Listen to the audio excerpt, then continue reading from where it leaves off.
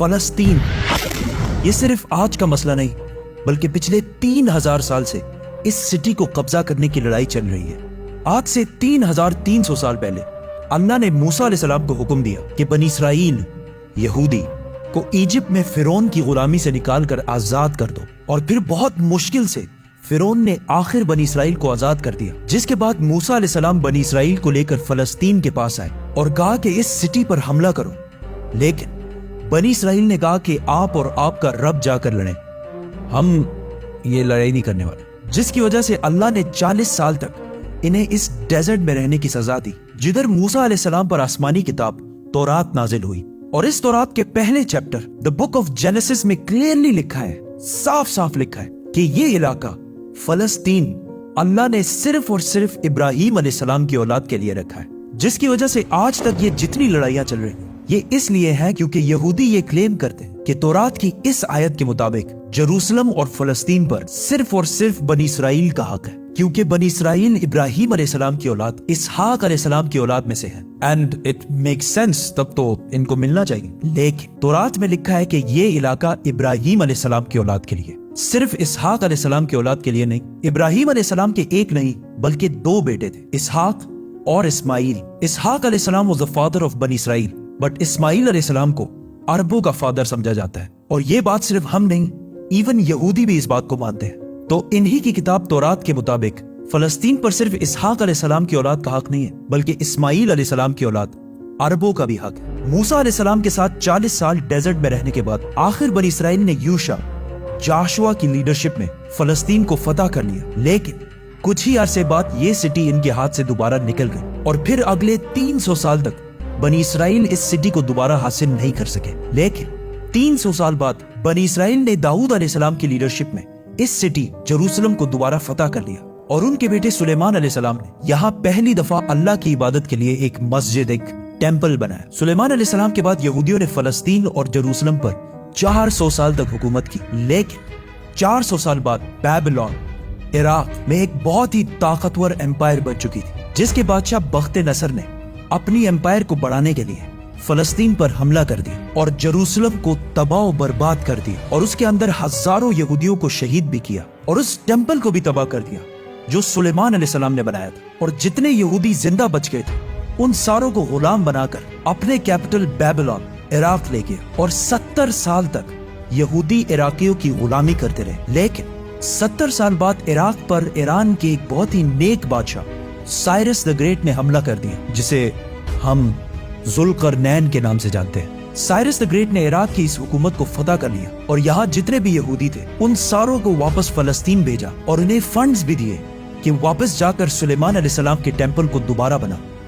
جو اس سے پہلے تباہ کر دیا گیا تھا۔ جس کے بعد یہودیوں نے پھر فلسطین پر 400 سال تک حکومت کی، لیکن پھر ان پر ایک ایسی حکومت نے حملہ کیا جس نے سارے یہودیوں کو یہاں سے 600 سال تک باہر نکال دیا، The Great Roman Empire، اور بنی اسرائیل پر اتنا ظلم کیا جو اس سے پہلے کسی نے بھی نہیں کیا تھا۔ یہودیوں نے رومن امپائر سے لڑنے کی بھی کوشش کی، لیکن رومن امپائر نے ہزاروں یہودیوں کو قتل کیا، اور حالات اتنے خراب ہوئے کہ یہودی رومن امپائر سے چھپ کر غاروں میں رہنے لگے، اور رومن امپائر نے بیت المقدس، جسے پہلے سلیمان علیہ السلام اور پھر ذوالقرنین نے بنایا تھا، دوبارہ تباہ و برباد کر دیا، اور اس کے بعد یہ ٹیمپل آج تک دوبارہ نہیں بن سکا۔ رومن امپائر نے فلسطین اور جروسلم پر 600 سال تک حکومت کی، لیکن 600 سال بعد رومن امپائر نے ایک ایسی غلطی کی جو اسے کبھی نہیں کرنی چاہیے تھی۔ انہوں نے عرب میں بہت ہی تیزی سے پھیلتے ہوئے نئے ریلیجن اسلام پر حملہ کرنے کی کوشش کی، لیکن اسلامک ریلیجن اور خلافت اتنی تیزی سے پھیلتی گئی کہ کچھ ہی سالوں میں رومن اور پرشین امپائر دونوں کو فتح کر لی، جس کے بعد حضرت عمر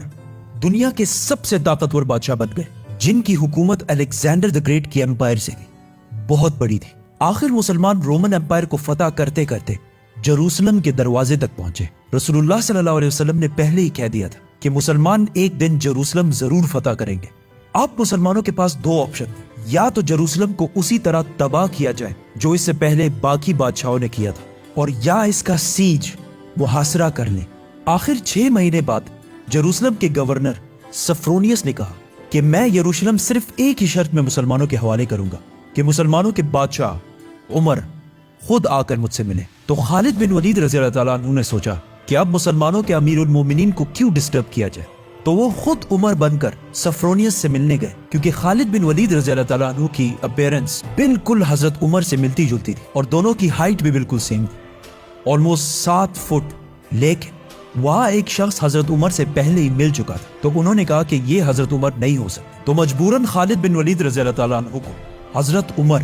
اس وقت دنیا کے سب سے طاقتور بادشاہ، کو جروسلم بلانا پڑا۔ سفرونیس فل لگژری گولڈ اور سلور پہن کر بالکل تیار ہو گیا، کیونکہ اتنے بڑے بادشاہ ان سے ملنے آ رہے تھے۔ لیکن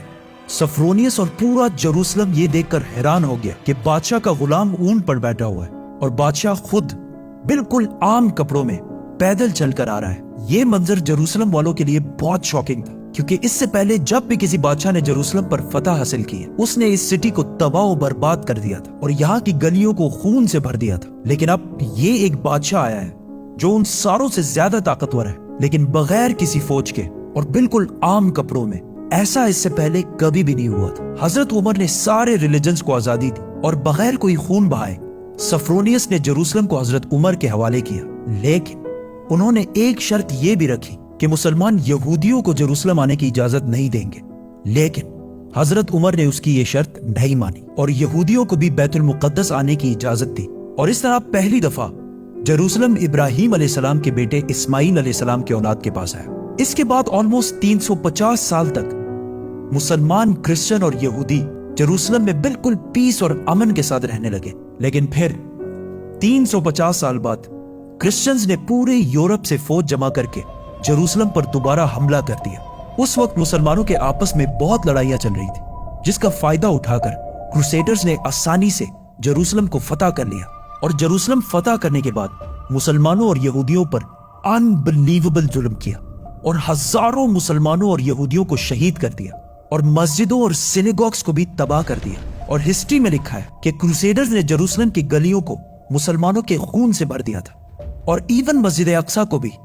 مسجد سے ایک محل، پیلس میں بدل دیا تھا۔ یہودیوں کے عورتوں اور بچوں نے اپنی جان بچا کر اپنے آپ کو سینیگوگز میں بند کر لیا، لیکن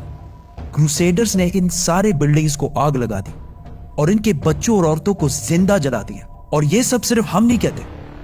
بلکہ یہ اوتھینٹک ہسٹری کا حصہ ہے جسے یورپینز بھی مانتے ہیں۔ اس کے بعد ان کروسیڈرز نے جروسلم پر آلموسٹ 90 ایئرز تک حکومت کی، لیکن پھر 90 ایئرز بعد مسلمانوں کے ایک بہت بڑے بادشاہ سلطان صلاح الدین ایوبی نے پوری مسلم دنیا سے فوج جمع کر کے جروسلم کو دوبارہ کرسچن سے چھین کر فتح کر لیا۔ اور اس وقت سارے کرسچنز کا یہ خیال تھا کہ اب صلاح الدین ہم سے اسی طرح بدلہ لے گا جس طرح ہم نے لاکھوں مسلمانوں کو شہید کیا تھا۔ لیکن صلاح الدین ایوبی نے بالکل حضرت عمر کی طرح سارے کرسچنز کو معاف کر دیا۔ ایون کرسچنز بھی اس بات پر حیران ہوئے اور صلاح الدین سے پوچھا کہ جب ہم نے فتح کیا تو ہم نے ہر مسلمان کو قتل کیا تھا، لیکن صلاح الدین ایوبی نے انہیں کہا I am not those men. I am صلاح الدین۔ صلاح الدین۔ صلاح الدین ایوبی نے ان سارے ریلیجنز کو دوبارہ آزادی دی اور مسجد اقصی جسے محل بنا دیا گیا تھا اسے دوبارہ مسجد بنایا اور ادھر پہلی نماز ادا کی۔ جروسلم کو جب بھی کسی بادشاہ نے فتح کیا ہمیشہ ادھر بہت خون بہایا ہے، سوائے مسلمانوں کے جنہوں نے ہمیشہ بالکل پیس اور امن کے ساتھ اس سٹی کو فتح کیا۔ صلاح الدین ایوبی کے بعد ایک بار پھر سارے ابراہیمک ریلیجنز جروسلم میں بالکل پیس اور امن کے ساتھ 800 سال تک رہے۔ 800 سال۔ لیکن 800 سال بعد اور آج سے 100 سال پہلے جب جروسلم پر آٹومن امپائر کی حکومت تھی تو ورلڈ وار 1 کے بعد عربوں نے برٹش کے ساتھ مل کر عثمانیہ خلافت کو ہمیشہ کے لیے ختم کر دیا کہ ہم عربوں پر یہ ٹرکش لوگ آ کے کیوں حکومت کر رہے ہیں۔ تو اس نیشنلزم کی وجہ سے فلسطین بھی مسلمانوں کے ہاتھ سے نکل گیا، لیکن تھوڑے ہی عرصے پہلے برٹش اور یہودیوں کی آپس میں ڈیل ہو چکی تھی کہ اگر برٹش کو یہ علاقے ملے تو وہ ادھر ایک یہودی سٹیٹ بنائیں گے۔ اور یہ معاہدہ ہوا کیوں تھا؟ کیونکہ اس سے پہلے یہودی یورپ کے ہر field, business, science, medical, banking, ہر چیز میں بہت سٹرونگ ہو چکے تھے، جس کی وجہ سے یہودی یورپ کے سب سے طاقتور اور رچ کمیونٹی بن گئے۔ تو ان کی سپورٹ حاصل کرنا برٹش کے لیے سب سے ضروری تھا، اور پچھلے 1800 سال سے یہودیوں کے پاس اپنا کوئی بھی ملک نہیں تھا۔ تو ان میں سے کچھ یہودیوں نے زائنزم کی سوچ شروع کی کہ ہمارا یہودیوں کا بھی ایک اپنا ملک ہونا چاہیے، اور اس کے لیے انہوں نے اسی فلسطین کے علاقے کو چنا۔ اور یہ ملک حاصل کرنے کے لیے انہوں نے ہر طرف سے کوشش شروع کی. یہودیوں نے ایون عثمانی خلیفہ سلطان عبدالحمید سے بھی ڈیل کرنے کی کوشش کی، لیکن انہوں نے صاف انکار کر دیا، جس کی وجہ سے یہودیوں کو سمجھ آ گئی کہ اگر اپنا ملک بنانا ہے تو عثمانیہ سلطنت کو ختم کرنا ضروری ہے. اور جیسے ہی ورلڈ وار 1 کے بعد آٹومن امپائر ختم ہوئی اور فلسطین آٹومن امپائر سے برٹش کی طرف چلا گیا، تو یہودی پوری دنیا سے اسی سیکرٹ پلان کے تحت فلسطین شفٹ ہونا شروع ہوئے اور فلسطین کے مسلمانوں سے زمینیں ڈبل ٹرپل پرائس پہ خریدنے لگے، کیونکہ پیسہ تو ان کے پاس بہت تھا. برٹش امپائر نے بھی بیلفور ڈیکلیریشن میں یہودیوں کے ایک الگ سٹیٹ ہونے کو سپورٹ کیا تاکہ ورلڈ وارز میں یہودیوں کا سپورٹ اور پیسے دونوں حاصل کر سکیں. اور اسپیشلی ورلڈ وار 2 کے بعد یورپ میں ہٹلر کے یہودیوں پر ظلم کے بعد یہودی اور بھی زیادہ پوری دنیا سے فلسطین میں جمع ہونے لگے اور فلسطین میں آہستہ آہستہ لڑائیاں بڑھنے لگی، جس کی وجہ سے UN نے ایک فیصلہ سنایا کہ فلسطین کو 3 حصوں میں ڈیوائیڈ کیا جائے گا. ایک حصہ فلسطین، دوسرا اسرائیل اور تیسرا جیروسلم، جو ان دونوں میں سے کسی کا بھی نہیں ہوگا بلکہ یہاں UN کی حکومت ہوگی اور اس میں سب ریلیجنز کو آزادی ہوگی. جس پر عرب ممالک نے اس فیصلے کی سخت مخالفت کی اور اسرائیل کے آزاد ہونے کے صرف 1 دن بعد اسرائیل پر ہر طرف سے حملہ کر دیا. ایجپٹ، جارڈن، سیریا، تینوں کی فوجیں ایک ساتھ اسرائیل میں داخل ہوئی، لیکن بہت ہی بے شرمی سے عرب ممالک یہ جنگ ہار گئے اور ایک ایسے ملک سے ہارے جو ان سے سائز میں بہت چھوٹا اور جو اس جنگ سے صرف 1 دن پہلے آزاد ہوا تھا. اس ہار کی وجہ سے جو پلان UN نے اس جنگ سے پہلے بتایا تھا اس کا صرف 40% علاقہ فلسطینیوں کو ملا اور 60% علاقہ اسرائیل نے فتح کر لیا اور ایون جیروسلم کی آدھی سٹی کو بھی فتح کر لیا. اسرائیل اکیلے یہ جنگ نہیں لڑ رہا تھا بلکہ اس کے ساتھ پوری دنیا کا سپورٹ بھی تھا. ایون رشیا اور US دونوں کا سپورٹ اسرائیل کے ساتھ تھا. اسرائیل نے یہ علاقے فتح کر کے ٹائم بالکل بھی ضائع نہیں کیا اور 7 لاکھ عربوں کو فلسطین سے باہر نکال دیا. 7 لاکھ، جس کی وجہ سے فلسطین میں آہستہ آہستہ یہودی زیادہ اور عربی کم ہونے لگے. اس جیت کے بعد اسرائیل بہت سٹرونگ بن گیا اور پوری دنیا سے اور بھی زیادہ یہودی اسرائیل میں جمع ہونے لگے. اس کے بعد یہودیوں نے اپنے آپ کو عرب کے بالکل سینٹر میں ایک بہت ہی مضبوط حکومت بنا لی تھی. لیکن پھر بھی یہ 2 علاقے ویسٹ بینک اور گازا اسرائیل کے کنٹرول میں نہیں تھے. لیکن آج سے آلموسٹ 60 سال پہلے 1967 میں کچھ مس انڈرسٹینڈنگز کی وجہ سے یہاں جنگ ایک بار پھر شروع ہو گئی اور ایک بار پھر ایجپٹ، جارڈن، سیریا ورسس یہ چھوٹا سا اسرائیل.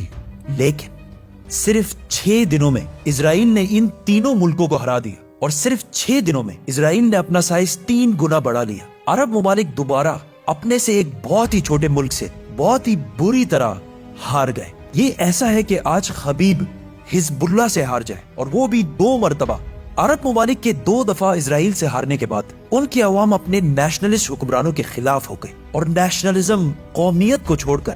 ایک نئی سوچ کی طرف بڑھنے لگی. دا مسلم بردرہڈ، اخوان المسلمون، جو مصر کے ایک سکول ٹیچر حسن البنا نے بنائی تھی اور جو ایک پاکستانی اسکالر مولانا مودودی کے خیالات سے انسپائرڈ ہے. اس سے پہلے اخوان المسلمون کا عرب میں صرف مذاق اڑتا تھا، لیکن اس ہار کے بعد اخوان المسلمون نے عرب عوام سے کہا کہ یہ جنگیں عرب کے مسلمان نہیں بلکہ یہ نیشنلسٹ ہارے ہیں جو صرف نام کے مسلمان ہیں اور ان کا کوئی.